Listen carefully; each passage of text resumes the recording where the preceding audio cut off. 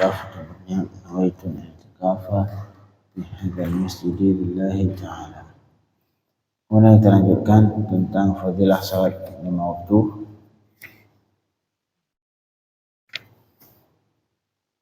Imam Al-Ghazali mengutip beberapa hadis yang berhubungan dengan fadilah maktubah.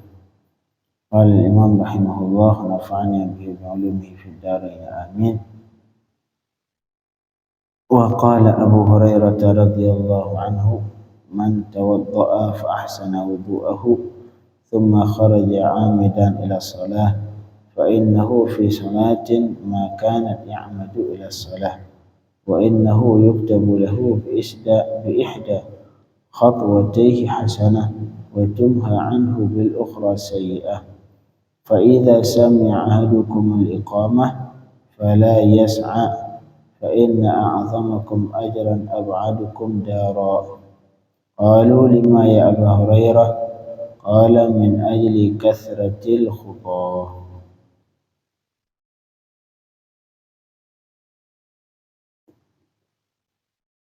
Bismillahirrahmanirrahim. Berkata Abu Hurairah radhiyallahu anhu. Ini riwayat juga diriwayatkan oleh Imam Malik rahimahullah di dalam kitab Al-Muwatta. Berkata Abu Hurairah, man tawadda'a fa ahsanal wudu. Siapa saja yang berwudu dan memperbagus wudunya, artinya menyempurnakan wudunya. Thumma kharaja 'amidan ila shalah. Setelah itu beliau keluar dari rumah untuk berkeinginan pengen melakukan salat. Jadi wudu di rumah. Wudu di rumah, keluar dari rumah dengan tujuan ingin melakukan salat berjamaah di masjid. Fa innahu fi salatin ma kana ya'madu ila shalah. Maka mulai dari rumahnya dianggap sedang salat selama dia berkeinginan mau salat. Artinya dalam perjalanan itu dia dihitung semua sedang salat. Ya kan, perjalanan kita membutuhkan waktu setengah jam. Ya kan, selama setengah jam itu kita dianggap salat selama setengah jam. Mulai dari keluar rumah sampai ke masjid itu selama masih dalam keinginan untuk salat, maka waktu itu semuanya dianggap dihitung sedang salat. Fa innahu, maka seseorang itu dianggap dalam salat makana ya'madu ila salah, selama ia masih berkeinginan untuk salat. Yang pertama, jadi selama dalam perjalanan itu dia dianggap sedang salat. Yang kedua, wa innahu yuktabu lahu bi ihda khatwatayhi hasanah wa tumha anhu al-ukhra bil ukhra sayyi'ah. Dan sesungguhnya dituliskan baginya dengan salah satu langkahnya akan satu kebaikan dan dihapus dengan langkah yang lain akan satu kesalahan dosa. Artinya kita langkahnya angkat sebelah kanan, itu diberikan satu hasanah. Angkat sebelah kiri, ini dihapus satu sayyi'ah. Begitulah selanjutnya. Kemudian fa idza sami'a ahadukum al-iqamah fala yas'a. Apabila salah satu dari kalian mendengar iqamah, maka jangan bercepat. Artinya fala yas'a, jangan akhirnya melangkah besar-besar buru-buru. Karena dalam jamaah makruh buru-buru. Makruh buru-buru. Artinya terlalu pengen harus lari, pengen berjamaah. Nah, ini makruh. Karena dalam Islam kita dituntut untuk al-waqar, tenang. Dituntut untuk tenang. Artinya kalau disebutkan, kalau misalkan kita menemukan salat, ya salat. Kalau misalkan kita harus masbuk, ya kan masbuk. Jangan takut masbuk akhirnya lari. Sampai di salat, enggak bagus, seperti makruh malahan. Al-isti'jal minasyaitan. Buru-buru itu bagian dari tipuan syaitan. Kecuali di beberapa masalah ada yang buru-buru dituntut, seperti halnya taubat. Taubat wajib buru-buru. Jangan nanti aja taubat, nanti pas tua. Sekarang biarin dulu, nanti giliran mau meninggal baru taubat. Takut dia sebelum tua sudah meninggal duluan. Ini yang khawatir. Jadi taubat salah satu perkara yang diperintahkan untuk disegerakan. Yang kedua, bayar hutang. Termasuk bayar hutang, kalau sudah mampu membayar dan hutang sudah jatuh tempo, wajib disegerakan bayar. Tak boleh nanti ditunda, besok aja. Kalau kita sudah punya uang dan hutang sudah jatuh tempo, hukum menunda hutang hukumnya berdosa, haram menunda bayar hutang bagi yang sudah punya uang dan hutangnya sudah jatuh tempo. Besok aja. Maka selama dari hari ini sampai besok itu dianggap berdosa terus. Ntar besok lagi juga berdosa lagi, besok lagi berdosa lagi. Tapi syaratnya hutang yang dimaksudlah hutang yang sudah jatuh tempo. Jadi kalau hutang masih tahun depan bayar, ini selama setahun ini belum wajib, belum berkewajiban untuk membayar. Tapi kalau hutang yang jatuh tempo wajib disegerakan untuk membayar kalau sudah punya kemampuan untuk membayar. Tak boleh ditunda. Itu beberapa hal yang harus disegerakan. Kalau dilihat tempat yang lain, terburu-buru bagian dari syaitan. Al-istijal minas syaitan. Istijal itu bagian dari tipuan syaitan.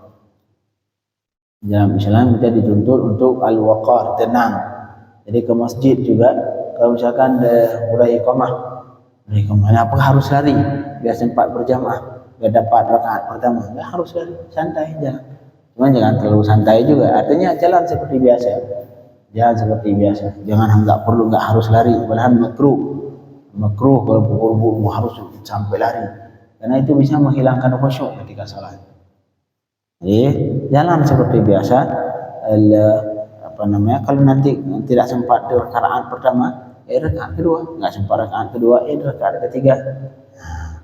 Jadi faiza sami'a ahadukum iqamah, kata Sayyidina Abu Hurairah, apabila salah satu dari kalian mendengar iqamah fala yas'a, jangan harus terburu-buru, yang harus lari misalkan, jangan, karena fa inna a'zamakum ajran ab'adukum dara, karena yang paling besar pahala dari kalian adalah yang paling jauh rumahnya. Semakin jauh rumah, maka semakin besar pahala. Kenapa? Karena tadi ditanyakan, qalu lima ya Abu Hurairah, kenapa seperti itu? Kenapa semakin jauh rumah semakin besar pahala?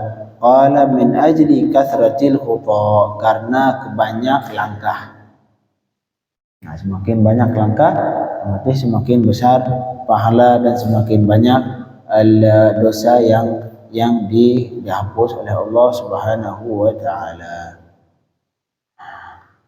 Kemudian diriwayatkan juga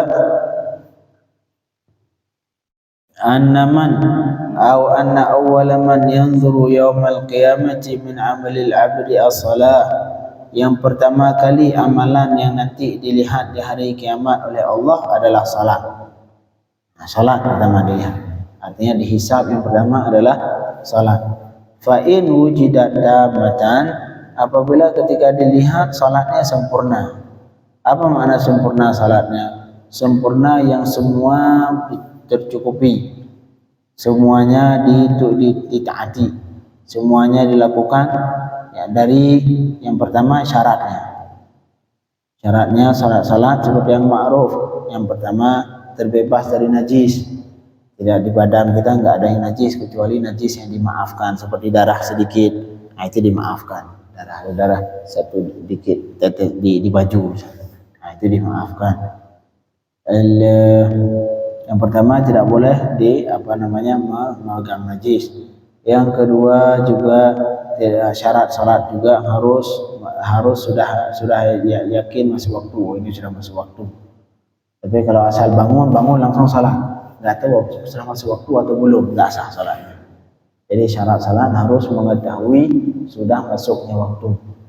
Kemudian yang selanjutnya harus terlepas dari suci dari hadas, baik itu hadas besar dengan mandi junub, mandi dari hadas besar, ataupun dan suci dari hadas kecil, yaitu yang harus dengan berwudu, dan berwudu juga sempurna syarat-syaratnya. Wudu dari syarat berwudu sempurna, kemudian rukun berwudu disempurnakan, baru sempurna wudu. Kemudian harus suci dari hadas besar ataupun hadas kecil. Jadi itulah beberapa hal yang harus diperhatikan ketika buat sholat, syaratnya. Kemudian rukunnya dari mulai niat sampai assalamualaikum warahmatullah, assalamualaikum warahmatullah. Itu semuanya dipenuhi. Pertama rukunnya dong. Yang paling penting rukun dan syarat. Karena itu jika tidak dipenuhi, salat tidak sah. Tidak sah. Kalau salat yang dilakukan tidak sah, itu pasti tidak diterima Allah. Salat yang tidak sah pasti tidak diterima oleh Allah Subhanahu wa taala. Kemudian yang kedua, sunnah-sunnahnya dilakukan. Sunnahnya dilakukan. Kemudian yang selanjutnya yang makruh ditinggalkan, Seperti hanya marhaba. Tadi kan maaf. Kalau pakai kendaraan. Allah, tapi yang lahir pakai kendaraan santai seperti biasa aja, Pak. Alis.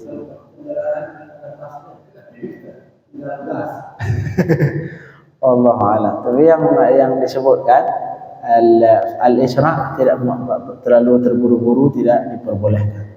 Artinya makruh. Mungkin di motor, mungkin Allah alam. Ada kemungkinan soalnya itu tidak mempengaruhi khusyuk, boleh. Tinggal gas doang kan. Allah alam.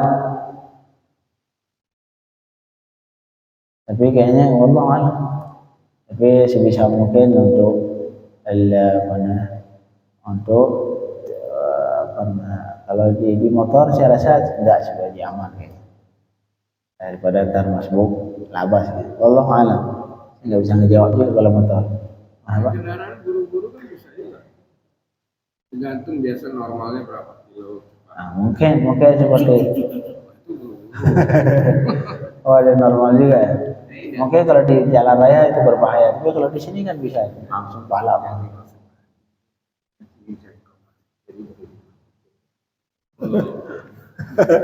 Yang biasanya misalkan 20 km per jam sekarang digas jadi 100 dari rumah.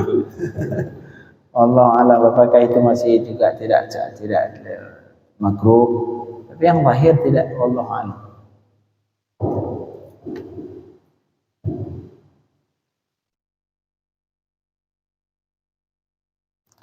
Jadi yang pertama, amalan yang pertama yang dilihat di hari kiamat adalah salat. Fa in wujidat tamatan, apabila salatnya disempurna, qubilat minhu wasairu amalih, maka salat diterima dan seluruh amalannya yang lain gara-gara salat. Ketika salat sempurna, maka yang lain dengan berkah salat yang lain diterima juga. Karena biasanya kalau ngisap pun gitu juga, misalkan kita lagi interogasi, itu paling 1-2 yang pertama ada diperbaiki, dicek benar-benar. Giliran belakangan lewat aja. Nah, seperti itu memang. Mungkin malaikat nanti di hari kiamat seperti itu juga dicek yang paling yang salat. Giliran salat benar, yang lain lewat. Mungkin seperti itu, wallahu a'lam. Tapi wa in wujidat naqisatan, apabila tiba-tiba didapati salatnya dalam keadaan kurang, ruddat alaihi wasairu amalih, maka salatnya ditolak dan juga yang amalan-amalan yang lain. Salatnya enggak benar, apalagi yang lain. Seperti itu mungkin di hari kiamat. Makanya berusaha sebisa mungkin untuk memperbaiki salat. Wa qala sallallahu alaihi wasallam, ya Abu Hurairah, mur ahlaka bis salah fa inna Allah ya'tika bir rizqi min haitsu la tahtasib. Ini sesuai dengan ayat Allah Subhanahu wa taala hadis ini. Kata Rasulullah, ya Abu Hurairah, perintahlah keluargamu dengan salat. Perintah salat ke keluargamu. Makanya dalam Islam itu anak yang umur 7 tahun wajib terhadap orang yang mengurusnya bagi orang tua, otomatis kalau yang mengurusnya orang tua, untuk menyuruh anaknya salat. Kalau sudah 7 tahun wajib menyuruh anaknya untuk salat dan wajib menyuruh anaknya untuk berwudu. Wajib. Ini kewajiban terhadap orang tua. Kalau ditanyakan Ustaz, kan anak kecil nggak wajib. Memang ya, anak kecil tidak wajib. Tapi bagi orang tua wajib menyuruh anaknya ketika umur 7 tahun. Disebutkan dalam hadis, muru sibyanakum bis shalah idza balagu sab'an. Apabila sudah sampai 7 tahun, wajib terhadap orang tua untuk menyuruh anaknya salat dan melakukan syarat-syarat salat. Syarat salat wudu, kemudian pakai baju yang menutup aurat. Ini jarang orang tua sekarang. Banyak anak sudah umur 10 tahun enggak pernah orang tuanya nyuruh, kamu udah salat belum? Enggak pernah ditanyain seperti itu. Nah, jadi yang pada dasarnya wajib ketika anak sudah 7 tahun, bagi orang tua wajib memerintahkan anaknya itu untuk salat. 7 tahun mungkin kelas 1 SD. Nah, kelas 1 SD sudah wajib. Bagi orang tua wajib menyuruh anaknya salat. Kamu udah salat belum? Perintah. Wadribuhum idza apabila sudah sampai 10 tahun, wajib bagi orang tua untuk memukul anaknya jika tidak mau salat.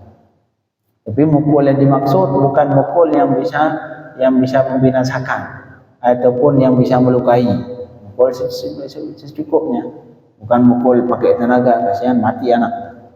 Artinya ketika 10 tahun wajib memaksa anaknya untuk salat walau sampai harus memukul. Kalau misalkan dia enggak mau kecuali dipukul, harus pukul. Nah, seperti itu. Pukul tapi syaratnya pukul yang tidak melukai, pukul yang tidak mematahkan tulang, ya pukul yang tidak membinasakan anak itu. Jadi mur ahlaka bisalah, kata Rasulullah, perintah keluargamu untuk salat. Fa innallah, karena Allah bakal ya'tika birrizqi, ya Allah bakal mendatangkan rezeki kepadamu min haitsu la tahtasib, dari tempat yang kamu tidak sangka. Artinya memerintah salah satu sebab untuk dapat rezeki, penarik rezeki dari Allah, pemancing rezeki lah.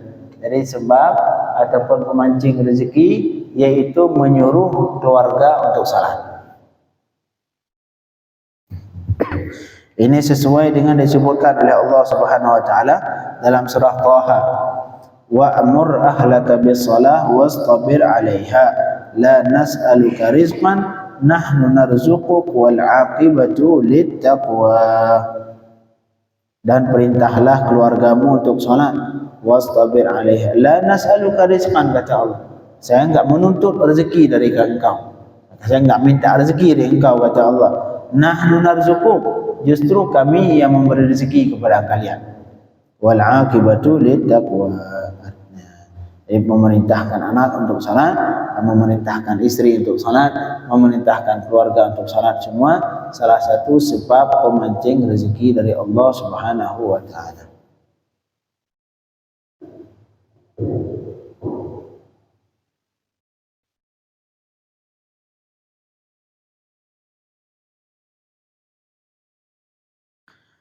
Kemudian berkata sebagian ulama, mathalul musalli mithlud tajir alladhi la yakhlus lahu ribhu hatta yakhallas lahu ra'sul mal. Jadi perumpamaan orang salat ini, kata ulama, sama persis seperti orang yang berjual beli, berniaga, orang bisnis. Gimana bentuk bisnis? Orang bisnis la yukhlas lahu ribhu hatta yukhlas lahu ra'sul mal. Tidak dianggap laba sebelum menghasilkan pokok modal. Jadi dihitung laba kapan? Setelah balik modal. Modal sudah ada, baru saat itu diperhitungkan laba. Di labanya berlaku setelah sempurna modal. Begitu orang salat. Bagaimana maksudnya? Wa kadzalikal musalli, begitu juga orang salat, la tuqbal lahu nafilatun hatta yu'addil fariidah. Tidak diterima salat sunnah sehingga dia melakukan salat fardu. Ini salat duha sering, tapi salat zuhur enggak. Maksudnya. Jadi modal, soalnya yang fardu ini modal. Jangan sampai kita mau nyari laba sedangkan modal habis. Enggak seperti itu. Jadi modal dulu, sempurnakan modal, baru lakukan yang sunnah untuk laba.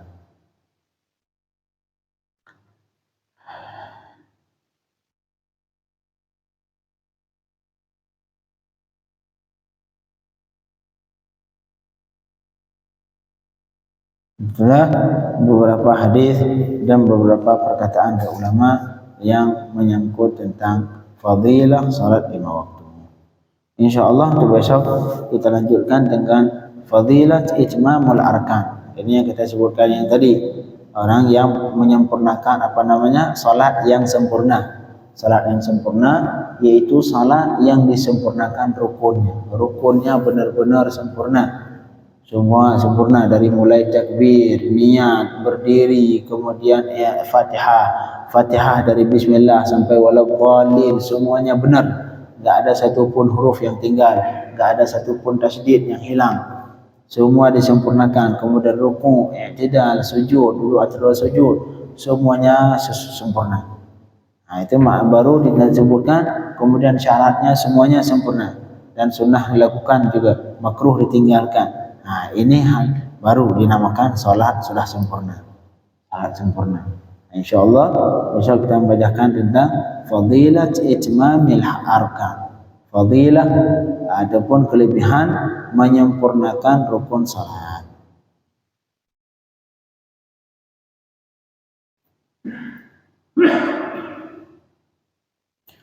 Malam ini kita cukupkan.